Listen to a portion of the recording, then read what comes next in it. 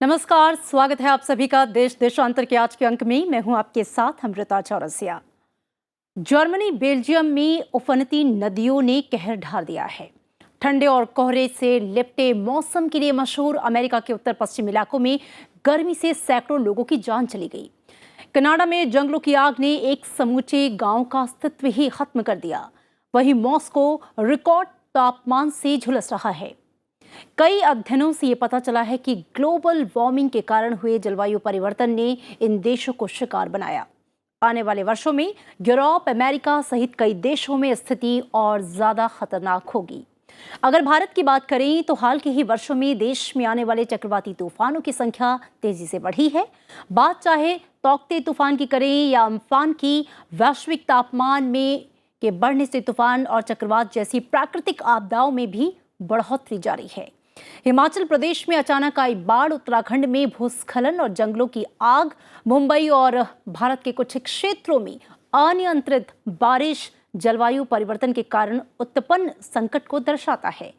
वैज्ञानिकों ने साफ तौर पे ये आगाह किया है कि औसत ग्लोबल तापमान में बढ़ोतरी को 1.5 डिग्री सेल्सियस से कम नहीं रखा गया तो विनाशकारी नतीजे होंगे। देश देशांतर में आज हम चर्चा करेंगे जलवायु परिवर्तन और पूरी दुनिया पर उसके असर की, उसके कारणों की। जानेंगे कि दुनिया अपनी धरती को बचाने के लिए कितना संजीदा है, भारत का इसमें क्या रोल है, पेरिस जलवायु समझौते के लक्ष्य को लेकर हम कितनी दूर आगे बढ़े हैं और क्या अब ये वक्त आ गया है कि जलवायु परिवर्तन पूरी दुनिया के एजेंडे में सबसे ऊपर यानी कि टॉप पर होना चाहिए। चर्चा में मेरे साथ दो बेहद खास मेहमान जुड़े हैं। अविनाश मोहंती हैं, आप प्रोग्राम लीड हैं CEEW। बहुत स्वागत है अविनाश जी आपका। साथ ही उर्मी गोस्वामी हैं, आप असिस्टेंट एडिटर हैं इकोनॉमिक्स टाइम्स। आप दोनों का बहुत स्वागत। चर्चा की शुरुआत अविनाश सबसे पहले मैं आपसे करना चाहूंगी। पूरी दुनिया और न सिर्फ दुनिया, भारत में पिछले कई वर्षों से जो हम देख रहे हैं, मौसम जिस तरीके से एक तरह से कह सकते हैं कि प्रलयकारी रूप अपना दिखा रहा है। मौसम का मिजाज इस कदर बदल चुका है कि अब कई बार वो समझ से परे हो जाता है। जो अध्ययन सामने आ रहे हैं, जो अभी तक की रिसर्च आई है, उसमें जो सबसे बड़ा कारण है वो जलवायु परिवर्तन माना जा रहा है। मैं सबसे पहले चाहूंगी जलवायु परिवर्तन के इन दुष्परिणामों पर आप अपनी बात रखें। धन्यवाद अमृता। जलवायु परिवर्तन जो है, इसके हाइड्रोमेट डिजास्टर के हिसाब से अगर हम देखें तो ये जो प्रलयधारी रूप आ रहे हैं, चाहे वो चक्रवाती तूफान है या फिर बाढ़ हो या फिर सूखा हो, ये सारे जो कॉम्प्लेक्सिटीज हैं ये हम देख पा रहे हैं कुछ पिछले 5 से 10 सालों के अंदर, या फिर पिछले दशक में ही सबसे ज्यादा एक्सट्रीम इवेंट्स हम देख पा रहे हैं। अगर CW की स्टडी के बारे में हम एक बातचीत करें, जो हमने रिसर्च के बदौलत पाया है, ये फाइंडिंग है कि 2005 के बाद जो एक्सट्रीम इवेंट्स की संख्या है वो 378 प्लस एक्सट्रीम इवेंट्स भारत ने अकेला ही विटनेस किया है। एंड ये जो एक्सट्रीम इवेंट्स विटनेस किया गया है, ये इनका जो नेचर और कॉम्प्लेक्सिटी है वो काफी बढ़ चुका है। और ये कॉम्प्लेक्सिटी जो बढ़ चुका है, इसके पीछे ये रीजन है कि हमारे पास मल्टीपल इफेक्ट्स आ रहे हैं इसके। जैसे खाली टेम्परेचर राइज नहीं हो रहा है या फिर हमारे प्रेसिपिटेशंस राइज नहीं हो रहे, जो क्लाइमेट वेरिएबल्स हैं उनमें कोई डिस्टर्बेंस खाली नहीं है, वो कंपाउंडिंग तरीके से उनकी इफेक्ट देखा जा रहा है। अगर साइक्लोन्स की बात करें तो हमारी लैंड सरफेस टेम्परेचर जो है वो काफी ज्यादा बढ़ रही है, और लैंड सरफेस टेम्परेचर बढ़ने के वजह से जो हवा जमीनी तौर से समुंदर में जाती है, समुंदर की ओशन वार्मिंग ज्यादा बढ़ रही है। और समुंदर की ओशन वार्मिंग बढ़ने की वजह से आपकी जो डिप्रेशंस क्रिएट होते हैं वो डीप डिप्रेशंस में कन्वर्ट हो रहे हैं। Deep depression, cyclonic storm and sometimes very severe cyclonic storms. और एक चीज है कि और जब ये साइक्लोन्स हिट करते हैं तो एक चीज है कि साइक्लोन आया, साइक्लोन का लैंडफॉल हुआ जिस एरिया में, बट उसका जो इफेक्ट है, हेवी रेनफॉल, फ्लडिंग या फिर बाढ़ और सी लेवल राइज, टाइडल वेव्स, ये सारे इसको इतना कंपाउंड कर देते हैं उसकी इम्पैक्ट को कि आप बेसिकली कम्युनिटीज को रिहैबिलिटेट, रिस्टोर और कम्युनिटी प्रिपेयर्डनेस जो है आपकी वो काफी अफेक्ट हो जाती है इन अ नेगेटिव वे। दूसरा चीज ये है कि ये सारे जो इनकी जो इंटेंसिटी एंड फ्रिक्वेंसी है वो काफी बढ़ चुका है। अगर हम लास्ट दशक की बात करें तो बेसिकली साइक्लोन इंटेंसिटी 4 गुना बढ़ चुका है। अगर 50 साल में लास्ट दशक की ही सिर्फ कंपैरिजन करें तो 4 से 5 गुना साइक्लोन की इंटेंसिटी बढ़ चुकी है। फ्लड्स की इंटेंसिटी 6 गुना बढ़ चुकी है। ड्राउट्स की इंटेंसिटी 3.5 गुना बढ़ चुकी है एट एन इंडिया लेवल, जो कि डिस्ट्रिक्ट लेवल मैपिंग से हमें पता चला है। एंड 75% जो हमारी स्टडी कहती है कि 75% of the districts are actually extreme event की हॉटस्पॉट्स हैं। और इनमें बेहद ही एक इंटरेस्टिंग ट्रेंड जो हमें देखने को मिला है हमारे रिसर्च के थ्रू, वो ये है कि 40% डिस्ट्रिक्ट जो हैं उनमें स्वैपिंग ट्रेंड दिखाई दे रही है। मतलब जो बुनियादी दौर में फ्लड प्रोन एरियाज थे या फिर बाढ़ जहां पे रेगुलरली हो रहे थे, वहां पे ड्राउट या सूखा जो है वो ज्यादा देखा जा रहा है, और सूखे जहां पे थे वहां पे फ्लड्स आ रहे हैं। सिमिलरली साइक्लोन का ट्रेंड अगर देखें, जो ईस्टर्न कोस्ट है हमारा, हर साल ऑलमोस्ट एक या ऑल्टरनेट ईयर में एक साइक्लोन आता था, जो कि वेरी सीवियर या फिर सीवियर साइक्लोनिक स्टॉर्म के फॉर्म में आता था। बट वेस्टर्न कोस्ट में अब वो फ्रीक्वेंसी काफी बढ़ चुका है, एंड ऑलमोस्ट एवरी ईयर एक साइक्लोन या फिर चक्रवात जो है, वो चक्रवाती तूफान जो है वो हिट कर रहा है। जी। सो हमें समझना पड़ेगा इनके पाथ को, इनके कॉम्प्लेक्सिटीज को, एंड साथ ही साथ ये अकेले में हम सिर्फ चक्रवाती तूफान को नहीं देखना चाहिए, उनके एसोसिएटेड इवेंट्स जो हैं उनको भी मैप करनी होगी, और ये टोटल कॉम्प्लेक्स नेक्सस जो है उसको समझना पड़ेगा। और समझने के साथ हमारी गवर्नमेंट की फंक्शनरीज क्या है, हमारी लेवल ऑफ प्रिपेयर्डनेस क्या है, और हमारी कम्युनिटीज की प्रिपेयर्डनेस लेवल क्या है, उसको भी मैप करनी पड़ेगी। तभी जाके क्लैरिटी आ पाएगी हमारी वनरेबिलिटी के ऊपर। हम सिर्फ चक्रवाती तूफान आते हैं या बाढ़ आते हैं या फिर जो सूखा है वो आ रहा है, उसकी इंटेंसिटी बढ़ रही है, उससे हम वनरेबल हैं वो नहीं बोल सकते। रादर हमें जब एक्सपोजर और सेंसिटिविटी का पूरा ज्ञान होगा, फिर जाके जी। हम अडेप्टिव कैपेसिटी के साथ मैप करेंगे, तभी हम वनरेबिलिटी के बारे में बता पाएंगे। और बेहद ही ये इंटरेस्टिंग ट्रेंड है जो हम देख पा रहे हैं, और पूरी दुनिया इससे जूझ रही है। लेकिन साउथ एशियन कंट्रीज में इंडिया, अफगानिस्तान, पाकिस्तान, बांग्लादेश काफी वनरेबल कंट्रीज हैं, और इंडिया को सबसे ज्यादा नुकसान भी सहना पड़ रहा है इसके वजह से, ये जो हाइड्रोमेट डिजास्टर्स हैं या फिर एक्सट्रीम इवेंट्स हैं। जी, बिल्कुल। बिल्कुल, इन बातों पर आगे भी ज़िक्र करेंगे। चर्चा में मैं उर्मी को लाना चाहूँगी। उर्मी जी, सवाल आपसे ये है कि ये जो प्रकृति का प्रलयकारी रूप हम देख रहे हैं, नज़ सिर्फ भारत में बल्कि पूरी दुनिया में, और जिस तरीके से अब आप बता भी रहे थे इससे पहले जो हमारे गेस्ट हैं कि जो ट्रेंड भी बदला है, जिस तरीके से स्वैपिंग हुई है, चाहे वो सूखे की या बाढ़ की हो, या बहुत ज़्यादा मौसम का मिजाज बदल रहा हो, तापमान का हद से अधिक ऊपर चले जाना, ग्लेशियर्स का पिघलना, समुद्र का जो है वो तल बढ़ना, ये सारी जो चीज़ें हैं, उसके लिए मुख्य रूप से जलवायु परिवर्तन को आप कितना जिम्मेदार मानती हैं? देखिए, जलवायु ऐसे कोई भी प्रलयकारी जो घटना है उसमें आप बता सकते हैं, आप मान के चल सकते हैं इसमें जलवायु परिवर्तन का काफी हिस्से की जिम्मेदारी है।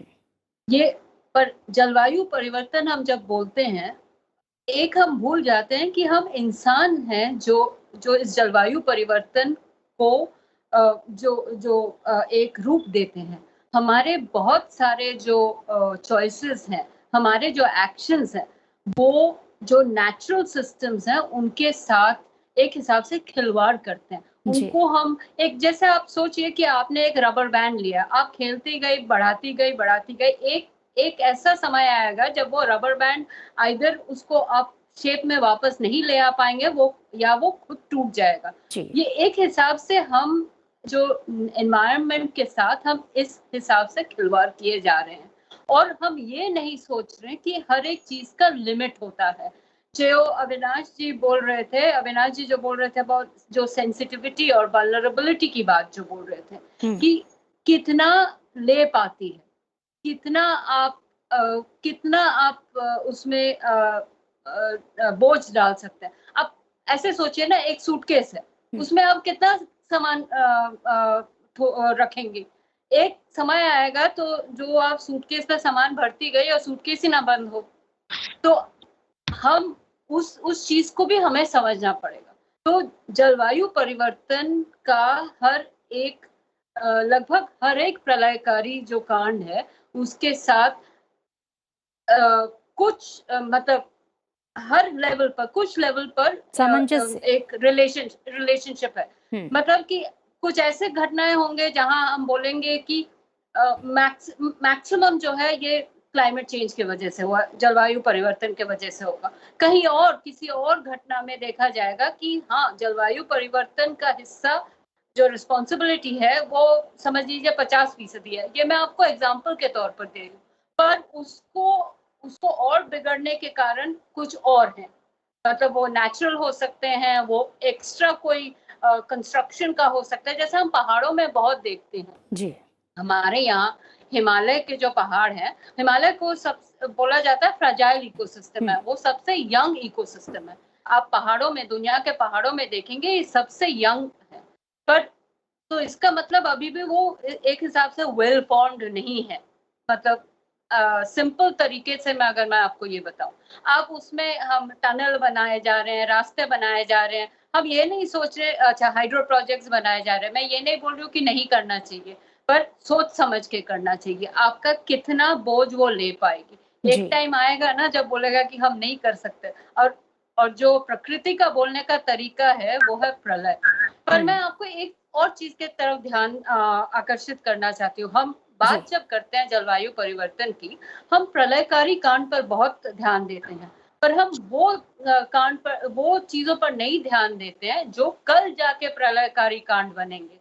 एक एग्जाम्पल के तौर में मैं आपको देती हूँ, जो हमारे यहाँ जो विंड स्पीड है, जो सदर्न इंडिया में हम देख रहे हैं, विंड स्पीड है, उसमें मॉनसून के जो चेंजेस के वजह जी। से, वो जलवायु परिवर्तन के वजह से जो मॉनसून में जो चेंजेस आ रहे हैं, उसके हिसाब से विंड स्पीड का थोड़ा कमी हुई है। मतलब ये एक स्टडी है, अविनाश जी और बोल पाएंगे इस पर। जी। उसमें उससे क्या दिक्कत हो रहा है, उससे हो रहा है कि हमारे जो वायु ऊर्जा है उसका हमारा जो प्रोडक्शन है उसमें एक चेंज आ रहा है। तो हर एक चीज कनेक्टेड है। तो हमें प्रलयकारी कांड पर भी ध्यान देना चाहिए, पर जो दूसरे चीजें हैं जो प्रलयकारी आज नहीं है पर कल को जाके हो सकते हैं, या जिसके इम्पैक्ट और एक हिसाब से और ज्यादा है पर क्वाइटली हो रहे हैं, उस पर भी ध्यान देना चाहिए। बिल्कुल, तो जिसके ये दो लॉन्ग चीजें टर्म मैं बताऊँ। इम्पैक्ट जो हैं वो आने वाले समय में देखे जा सकते हैं।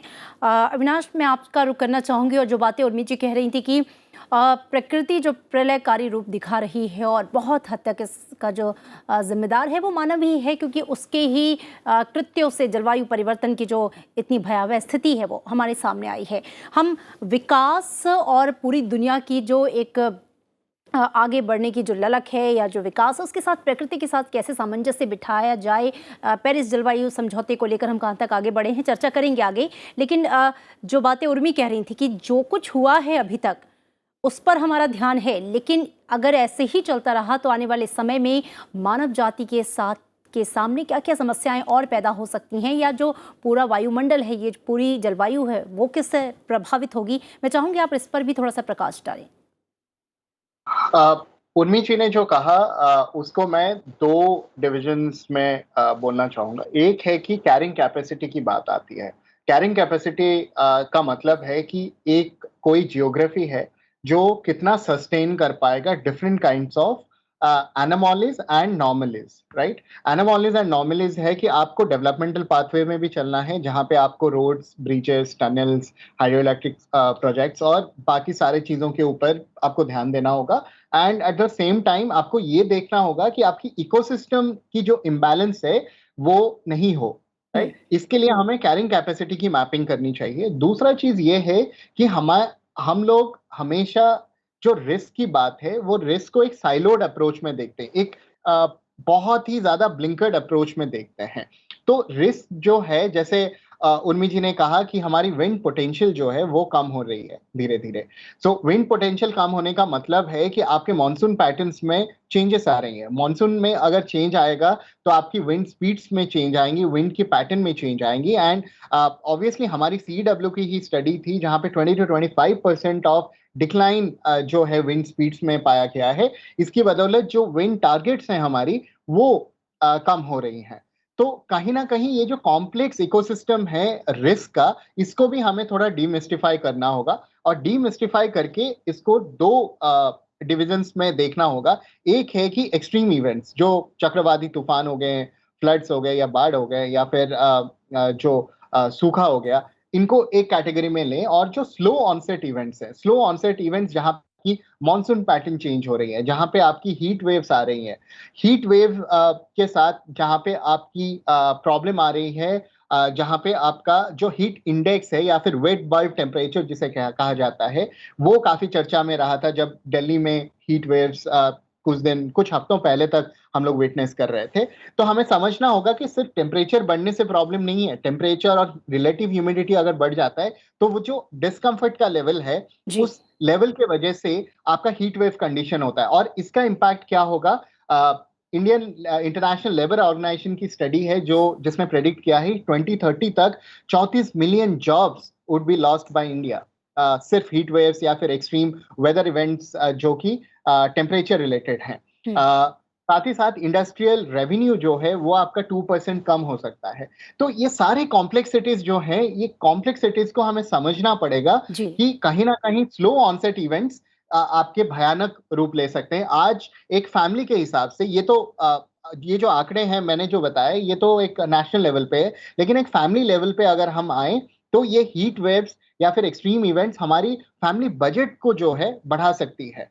और जी ये भी एस्टिमेट्स हैं जहां पे हमारी फैमिली बजट्स एकदम अपसाइड डाउन हो सकती हैं because of heat waves and other things. तो इसके लिए हमें प्रिपेयर्ड होना पड़ेगा, एक कम्युनिटी लेवल पे, एक डिस्ट्रिक्ट लेवल पे, एक स्टेट लेवल पे, and at a country level, and beyond that at a regional level. क्योंकि इंडिया में अगर आपकी चक्रवाती तूफान आते हैं तो वो बांग्लादेश को भी हिट कर सकते हैं, पाकिस्तान को भी हिट कर सकते हैं, अफगानिस्तान को भी हिट कर सकते हैं। तो रीजनली हमारे बीच ये डिस्कशन और ये कॉम्प्लेक्सिटी का जो कैलकुलेशन है उसे हमें समझना पड़ेगा। जी बिल्कुल। और सवाल आने ये वाले दिनों में जी अमृता, बताइए।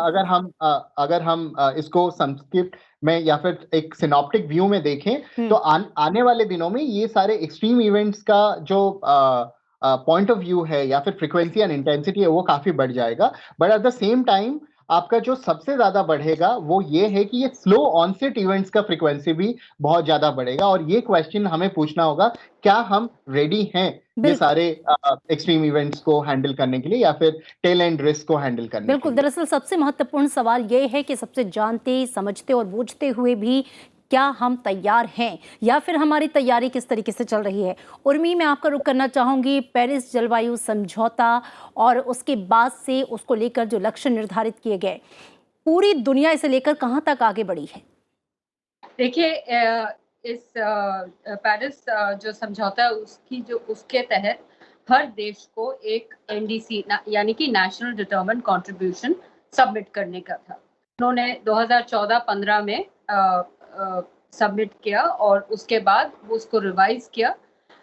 एक अपेक्षा थी कि 2020 में, क्योंकि पेरिस जो समझौता है वो 2021 से लागू थी, तो एक अपेक्षा थी दुनिया को कि या देशों को या यूएन को कि जो सब देश हैं जिन्होंने ये समझौता पर हस्तक्षेप किया वो एक रिवाइज्ड एनडीसी सबमिट करेंगे।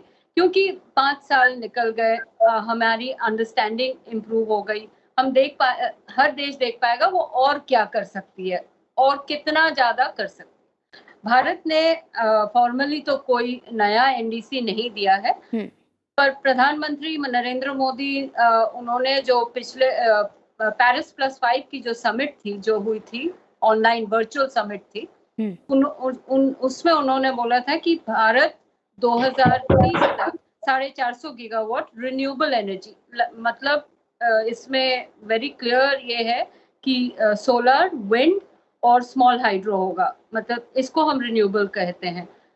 जो 2015 में जो हमने एनडीसी सबमिट की थी उसमें हमने बोला था कि हमारा लक्ष्य ये था कि 40% जो हमारी जनरेशन कैपेसिटी है ऊर्जा की वो होगी नॉन फॉसिल फ्यूल। तो उसमें न्यूक्लियर भी आता है, लार्ज हाइड्रो भी आता है।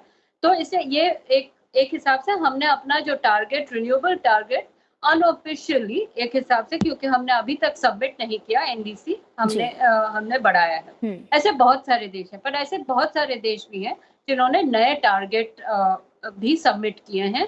कुछ ऐसे देश हैं जो नए टारगेट की बात किए हैं ऐसे ही फोरम में जैसे प्रधानमंत्री मोदी ने किए हैं, पर वो अभी तक फॉर्मली नहीं सबमिट किए। अब इसकी एक समीक्षा जो UNFCCC है, जो बॉडी क्लाइमेट चेंज पर देखती है, UN की जो बॉडी है, जी। जो कन्वेंशन की रखवाली करती है, उन्होंने एक समीक्षा की थी और उसमें ये देखा गया था कि जो नए प्रोमिसेस हैं, जो नए प्लेजेस हैं, उसके बावजूद हम जो हमारा जो पेरिस का लक्ष्य है कि बिलो 2 डिग्री मतलब 2 डिग्री सेंटीग्रेड से कम और कोशिश करेंगे कि 1.5 डिग्री सेंटीग्रेड की बढ़ोतरी तक ही हम सीमित रखेंगे। बिल्कुल। वो लक्ष्य नहीं हम पहुंच पाएंगे, ये मुश्किल है, नामुमकिन है अभी। जी, तो बिल्कुल। ये जरूरत है कि हर देश और ज्यादा करे, जितना वो कर सके ज्यादा करे। तो वो उसका तो खैर अपना एक इंटरनेशनल पॉलिटिक्स भी आ जाता है, रिक्वायरमेंट हो सकता है। एक तो अपनी पॉलिटिक्स है, जो विकसित देश है और डेवलपिंग कंट्रीज है, उसका एक तालमेल की बात है। दूसरी ये बात है कि बहुत सारे ऐसे देश हैं जो करना चाहेंगे पर उनके पास साधन नहीं है। कुल मिला के ऐसे उर्मी देश जी, हैं- जो पेरिस जलवायु समझौते के जो लक्ष्य थे उससे अभी भी हम पीछे हैं और स्थिति जो है वो बहुत दूर बार है बार बहुत दूर है और बार बार ये आगाह कर रहा है कि भाई हमें बहुत ज़्यादा सतर्क और बहुत तेज़ी से सतर्क होने की ज़रूरत है। अविनाश जी, मैं आपका रुख करना चाहूँगी, चूँकि उन लक्ष्यों से हम दूर हैं दरअसल जिसे हमें प्राप्त कर लेना चाहिए अगर हम अपनी दुनिया को, इस पृथ्वी को और जलवायु को बचाना चाहते हैं। मैं उन फैक्टर्स को चाहूँगी आप उनका जिक्र करें कि क्या कारण है कि दुनिया ये समझ रही है कि जलवायु परिवर्तन के इतने नुकसान हैं और हमने जलवायु समझौता भी किया, लक्ष्य भी निर्धारित किए, बावजूद हम इसके पीछे हैं।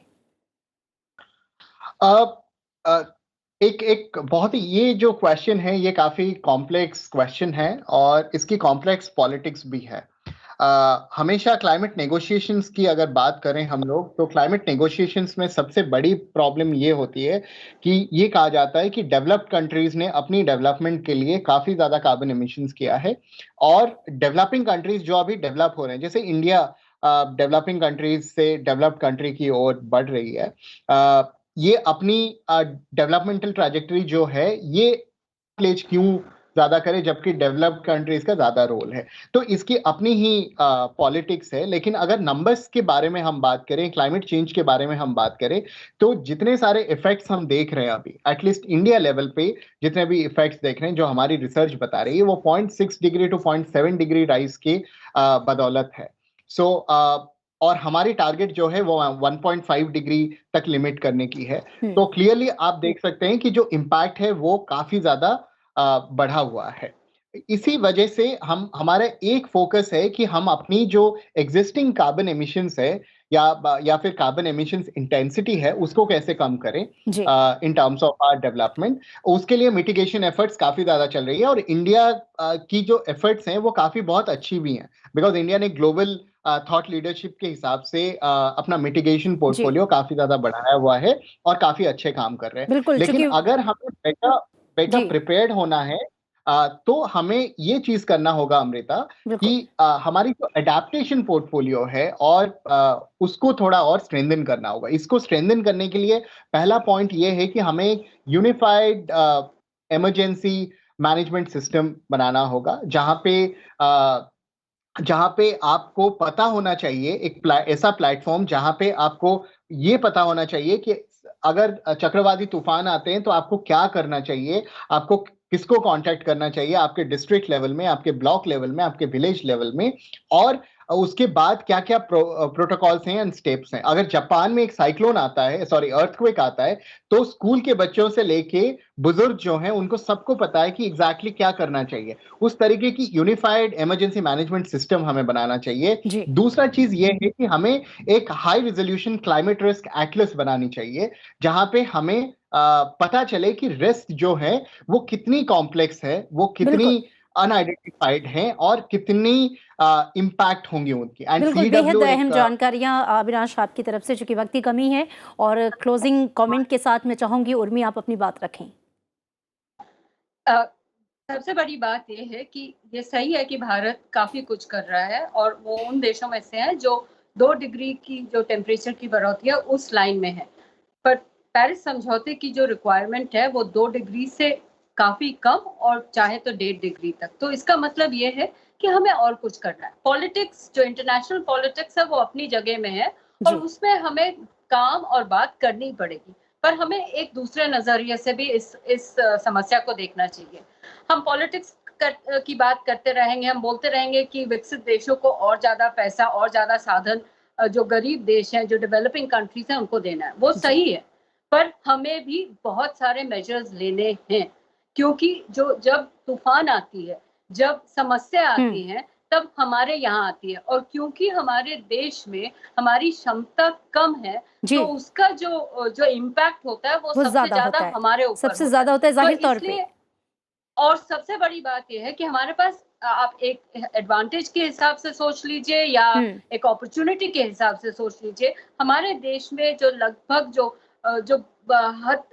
ज्यादातर जो इंफ्रास्ट्रक्चर है, बिल्डिंग्स हैं, वो अभी भी बनने को है। हमारी ऊर्जा की जो रिक्वायरमेंट है अभी बढ़ेगी। आप सोच लीजिए, हमारे पास 2 ऑप्शन है। एक, हम ऐसे कर सकते हैं जहां हमारी ऊर्जा बिल्डिंग्स ऐसे बनाए ताकि ये जो आफत है उससे डील करने में की क्षमता हो। बिल्कुल, हम इन आपदाओं को मिनिमाइज कर सकें। चूंकि वक्त की कमी है उर्मी, आप बहुत दूसरा ये बात है कि आप करें ऐसे कि कल जाके फिर से आपको करना पड़ेगा। चॉइस आपकी है, आपके पास साधन लिमिटेड है, आप सोच लीजिए आप कैसे जाएंगे। जी बिल्कुल, और जलवायु परिवर्तन से आ रही जो प्राकृतिक आपदाएं हैं उसको लेकर भी कहीं ना कहीं चॉइस जो है वो मानव जाति की ही है।